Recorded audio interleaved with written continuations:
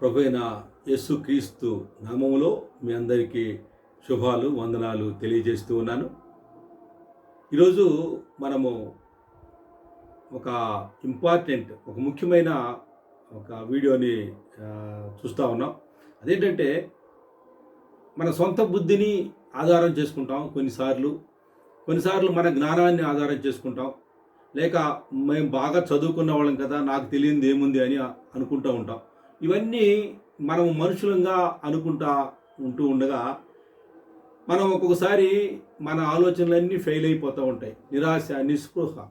ఒక్కొక్కసారి మనము చాలా జ్ఞానంతో నాకు ఇంత డబ్బులు ఉన్నాయి, నేను ఏదైనా చేయగలను, లేక నాకు ఇంత జ్ఞానం ఉంది, నేను దీంతో చేయగలను అనుకుంటాం, ఫెయిల్ అయిపోతూ ఉంటాం. ఎందుకు ఇలాగ జరుగుతూ ఉంది? మరి ముఖ్యంగా దేవుణ్ణి నమ్ముకున్న బిడ్డల్లో ఎందుకు ఇలాగ జరుగుతూ ఉంది అనేది ఈ వీడియోలో మనము చూద్దాం. ఎందుకు ఇలాగూ మనం చెప్పుకోవాల్సి వస్తూ ఉందంటే, ప్రతి మనుష్యుడు ఎవరైనా కానీ మన సొంత జ్ఞానం, మన సొంత తెలివి, మన సొంత విద్య, దీని మీదే ఆధారపడతాం. కానీ దేవుని వైపు చూడము అనేది మనందరికీ తెలిసిన నిజమైన సత్యం. కానీ ఆ టైంలో దేవుడు గుర్తురాడు. ఎందుకంటే మన దగ్గర డబ్బులు ఉన్నాయి, జ్ఞానం ఉంది, అని చదువు ఉంది, అన్నీ ఉన్నాయి, గుర్తురాడు. కానీ బైబిల్ ఏం చెప్తా ఉంది అనేది ఆలోచించేద్దాం ఒకసారి. మీ బైబిల్ గ్రంథంలో నుంచి సామెతలు గ్రంథం ఒకసారి చూడండి. సామెతల గ్రంథము 3వ అధ్యాయము 5వ వచనము నుండి మనము చదివితే మనకు అర్థమవుతుంది. ఇక్కడ నీ స్వబుద్ధిని ఆధారము చేసుకొనక నీ పూర్ణ హృదయముతో యెహోవా యందు నమ్మిక ఉంచుము. నీ ప్రవర్తన అంతటి యందు ఆయన అధికారమునకు ఒప్పుకొనుము. అప్పుడు ఆయన నీ త్రోవలను సరళము చేయును. నేను జ్ఞానిని కదా అని నీవు అనుకొనవద్దు. యెహోవా యందు భయభక్తులు కలిగి చెడుతనము విడిచిపెట్టుము. అప్పుడు నీ దేహమునకు ఆరోగ్యమును, నీ ఎముకలకు సత్తువయు కలుగును. ప్రియులారా, ఈ మాటలు మనము గమనించినప్పుడు మొదట 5వ వచనంలో మనం చూస్తే నీ స్వబుద్ధిని ఆధారము చేసుకొనక, అంటే నీ సొంత బుద్ధిని ఆధారం చేసుకోవద్దు అని దేవుడు చెప్తున్న మాటలు ఇక్కడ.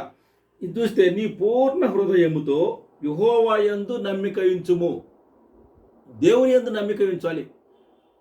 మనము జనరల్గా మనకు దేవుడు జ్ఞానం ఇస్తాడు, ఆ జ్ఞానం ప్రకారం మనం ముందుకు వెళ్దాం అనుకుంటూ ఉంటాం. ఏదైనా, ఏ విషయంలో అయినా. లేక దేవుడు మనకు కొంత డబ్బు ఇచ్చాడు, ఆ డబ్బు ప్రకారం మనం ఏదో ఇన్వెస్ట్ చేద్దాం, లేక ఇంకోటి ఏదో చేద్దాం, లేకపోతే మన రకరకాలు ఒక ల్యాండ్ కొందాం, ఒక ప్లాట్ కొందాం, ఒక ఫ్లాట్ కొందాం, ఈ రకరకాలుగా అనుకుంటూ ఉంటాం. ఎందుకంటే మన జ్ఞానము మనకు దేవుడు ఇచ్చాడు కాబట్టి, మనకు కొంత డబ్బులు దేవుడు ఇచ్చాడు కాబట్టి.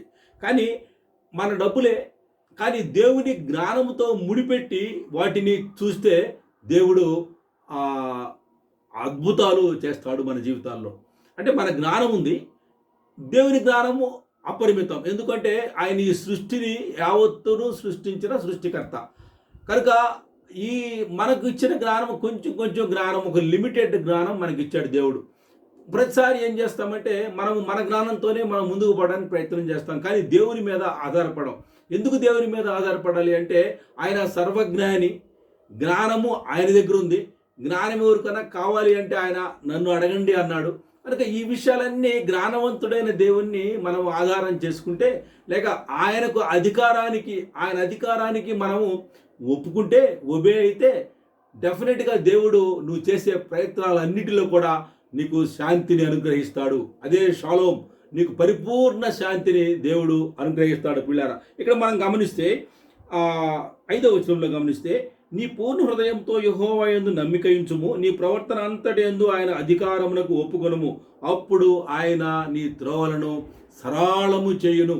అంటే మార్గము క్లియర్ చేసేస్తాడు. ఇప్పుడు ఒక చీఫ్ మినిస్టర్ వస్తూ ఉన్నాడంటే ఆయన జ్ఞానము ఆయన కాదు, అది అందరు కలిసి వారి దగ్గర ఉన్న అధికారులు అందరూ కలిసి ఆయనకు ఒక త్రోవ ఏర్పాటు చేస్తారు. ఆయన క్లియర్గా వెళ్ళిపోవడానికి దారి ఏర్పాటు చేస్తారు, సరళం చేస్తారు. అంటే మార్గాలు చాలా క్లియర్గా ఉంటాయి. ఆయన అనుకున్న టైంకు ఆయన డెస్టినేషన్ ఆయన చేరగలడు. అంటే ఎలాగో జరుగుతూ ఉంది ఇదంటే ఒక పెద్ద ప్లానింగ్ ఉంటుంది దీనికి. ఈ ప్లానింగ్ ఒక్క మనిషితో సాధ్యం కాదు, ఇది ఒక వ్యవస్థ ఉండాలి. వ్యవస్థతో ఒక ఇండివిజువల్గా, చిన్న వ్యక్తులంగా మరి వ్యవస్థ మనకి సహకరించదు ఏ విషయాల్లో కూడా. ఒకవేళ సహకరిస్తే కూడా అది ఫెయిల్ అవుతుంది చివరకు. మనకి ఎవరు సృష్టికర్త, ఈ వ్యవస్థను సృష్టించిన సృష్టికర్త ఎవరైతే ఉన్నారో ఆ ప్రభువు గనక మనము ఆయన్ని దృష్టిలో పెట్టుకొని, అయ్యా నాకేమి తెలియదు, నా యొక్క సమస్తమును ఇదిగో నీ ముందు పెడతా ఉన్నాను, నువ్వు నాకు మార్గం చూపించు, నువ్వు సర్వాంతర్యామి సర్వజ్ఞానివి, నువ్వు నాకు దారి చూపించు అంటే దేవుడు తప్పకుండా దారి చూపిస్తూ ఉంటాడు. అదే సమయంలో 6వ వచనం మనం గమనిస్తే ప్రియులారా, నీ ప్రవర్తన అంతటి యందు ఆయన అధికారమునకు ఒప్పుకొనుము, అప్పుడు ఆయన నీ త్రోవలను సరళము చేయను. ప్రవర్తన అంతటి యందు అంటే ఏ పని చేస్తామో ఆ పని అన్నిట్లో కూడా ఆయన అధికారం, అయ్యా నీ ప్రకారం చెయ్యి, నా ఇష్టం కాదు నాయన, నీ ఇష్టమే, నీ చిత్తమే సిద్ధించును గాక అనేది మనం ప్రతి విషయంలో కనుక ఒప్పుకుంటే అన్నిట్లో కూడా మనకు దేవుడు విజయం ఇస్తాడు ప్రియులారా. ఆ తర్వాత 7వ వచనంలో మనం గమనిస్తే, నేను జ్ఞానిని కదా నీవని అనుకోనవద్దు అనే మాట చూస్తూ ఉన్నాం. అంటే ప్రతి ఒక్కరికి సహజంగా ఏముంటుందంటే, నాకు ఇచ్చిన జ్ఞానం, నేను అపారమైన జ్ఞానవంతుడి అనేది ప్రతి ఒక్కరి ఫీలింగ్. సహజంగా మనుషులం కాబట్టి అందరికీ అది ఉంటుంది. కానీ నువ్వు అట్లా అనుకోవద్దు అంటాడు. ఆ జ్ఞానం ఇచ్చిన దేవుడి దగ్గర ఎంత ఉంటుంది? ఇప్పుడు ఒక తండ్రి 10 మంది పిల్లలు ఉంటే వాళ్ళకి 10 మందికి 10 కాస్తులు ఇస్తాడు. ఈ 10 కాస్తులు ఇచ్చాడంటే ఆయనకి ఎంత ఉంటే ఇస్తాడు? ఆయనకి ఎంతో ఉంటే ఆయనకి పిల్లలందరికీ పంచిస్తాడు, ఎవరి దారిని వారు వెళ్ళిపోతారు. కానీ తండ్రి దగ్గర మాత్రం కొదువు లేకుండా ఉంటుంది. అలాగే మన ప్రభు దగ్గర మనం ఆయన అనంత జ్ఞాని అయిన దేవుని దగ్గర మన జ్ఞానం చాలా చిన్నపాటిది, వెరీ మైన్యూట్. సో ఆ జ్ఞానాన్ని చూసి మనం మురిసిపోతూ ఉంటాం.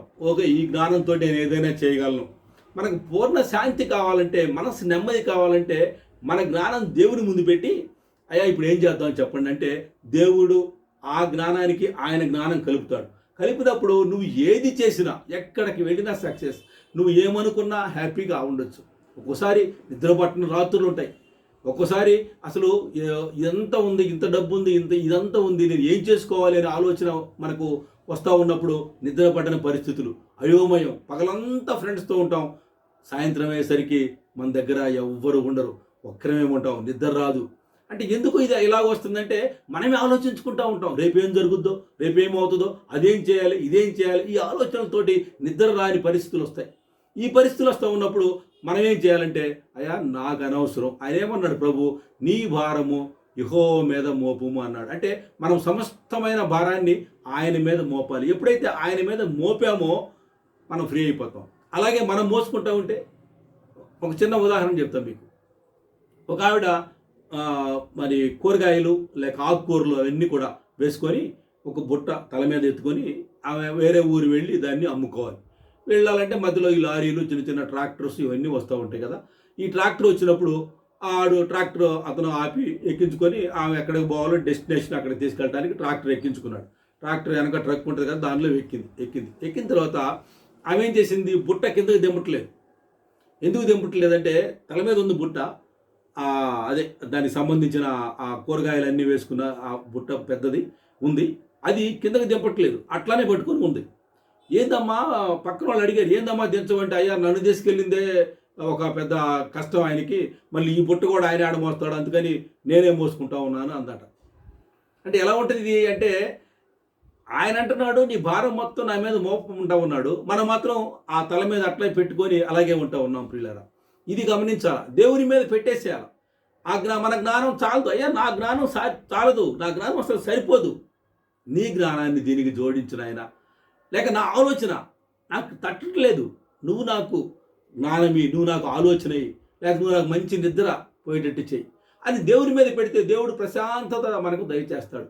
అదే షాలోం, పరిపూర్ణ శాంతి, ప్రతి విషయంలో శాంతి, ఏ టెన్షన్ ఉండదు, ఏ రిస్క్ ఉండదు. ఆయన్ని ముందు పెట్టి మనం వెనక ఉండాలి. అయ్యా నువ్వే అన్నట్టుగా మనం చేస్తూ ఉంటే డెఫినెట్గా ఉంటుంది. మనము మరి ఆ విధంగా చూడాలంటే మనము ఆయన పైన ఆనుకొనవలసిన వారంగా ఉన్నాం. ఆనుకోవటం అంటే యెషయా గ్రంథం 26వ అధ్యాయము 3వ వచనంలో వీళ్ళరా ఈ మాట మనం గమనిస్తాం. యెషయా గ్రంథము 26వ అధ్యాయము 3వ వచనం, ఎవని మనస్సు నీ మీద ఆనుకొనునో వారిని నీవు పూర్ణ శాంతి గలవానిగా కాపాడుదువు. ఎవని మనస్సు నీ మీద ఆనుకొనునో వారిని నీవు పూర్ణ శాంతి గలవానిగా కాపాడదు. ఎలా అనగా అతడు నీ యందు విశ్వాసం ఉంచి ఉన్నాడు. వీళ్ళరా ఈ మాటలు మనము గమనిస్తే, ఎవని మనస్సు నీ మీద ఆనుకొనునో, మనసు ఆనిచ్చాలట. ఫిజికల్గా ఆనుకోవడం, ఇంకొకటి ఆనుకోవడం కాదు వీళ్ళరా. మన మనస్సుని ప్రభు మీద ఆనపెట్టాలి అంటే ప్రభువు ఒక కొండ లాంటి వాడు, లేక ఒక బండ, క్రీస్తే బండ అంటాం కదా, ఆ బండ మీద మనం ఆనుకుంటే అది ఎటు కదలదు. చెట్టు మీద ఆనుకున్నాం అనుకోండి, ఏమవుతుంది? ఆ చెట్టు గాలికి అటు ఇటు ఊగినప్పుడు మనం కూడా దానికి ఆగి దాని మీద ఆనుకున్నప్పుడు ఆటోమేటిక్గా పడిపోతాం. లేక బలహీనమైన కర్ర ఒకటి పట్టుకొని నడుస్తూ ఉన్నాం అనుకుందాం పెద్దవాళ్ళు, ఆ కర్ర ఇరిగినప్పుడు ఈయన కూడా ముందుకు పడిపోతాడు. కానీ అదే పెద్ద రాయి అయితే, అదే పెద్ద కొండ అయితే, ఆ కొండ ఎవరో కాదు, మన ప్రభు అయిన యేసు క్రీస్తు. ఆ కొండ మీద నువ్వు ఆనుకున్నప్పుడు ఇక అది కదిలే పని లేదు. ఆ కొండ హాయిగా ఉంటుంది, నీకు ప్రశాంతంగా ఉంటుంది. కనుక ప్రభువు మీద ఆనుకోవాలని మనం ఇక్కడ చూస్తూ ఉన్నాం. ఎవరి మనస్సు అదే మనస్సు, మనిషి అనుకోవటమైన, మనసు అనుకోవటమైన విషయం ఏంటంటే ప్రభు మీద ఆధారపడటం అని మనం నేర్చుకుంటాం. ఆధారపడాలి. ఆయన మీద ఆధారపడ్డప్పుడు మనకు ఎలాంటి చింత లేదు. అప్పుడు ఏమన్నాడు? వారిని, ఎవరైతే ఆనుకుంటారో వారిని నీవు పూర్ణ శాంతి గలవారిగా కాపాడుదువు, ఎలాగనగా అతడు నీ యందు విశ్వాసం ఉంచి ఉన్నాడు. ఇది ఒక క్లాజ్, ఒక సబ్జెక్టు. ఇప్పుడు ఒకటి కొంటే ఒకటి ఫ్రీ మనం చూస్తాం. ఇక్కడ షాప్స్లో, మాల్స్లో, మనం పెద్ద పెద్ద స్టోర్స్లో మనం చూస్తాం. ఇది కొంటే ఇది ఫ్రీ పెడతాడు, 1+1 అని ఒక రేటు పెడతాడు. అంటే ఏమన్నమాట? అది ముందు కొంటేనే ఇది రెండోది ఇస్తాడు మనకి. అంతేగాని ఒకటి ఫ్రీగా ఉంది కదా, ఫ్రీది ఇచ్చేసే నాకంటే ఆ దేవుడు, అది ఫ్రీయే కానీ ఇది కొంటేనే. అంటే ఇక్కడ దేవుడు ఏం చెప్తామనంటే దీనికి ఒక కండిషన్ ఉంది. ఎవరి మనసు నీ మీద ఆనుకునో వారిని నీవు పూర్ణశాంతి గలవానిగా కాపాడదు. ఇది బాగానే ఉంది, ఇంతవరకు ఆనుకుంటాము, బాగానే ఉంది. కానీ ఆనుకునేది ఎవరు అంటే, ఏలయనగా ఎట్లంటే అతడు నీ యందు విశ్వాసం ఉంచి ఉన్నాడు అనే మాట చూస్తున్నాం.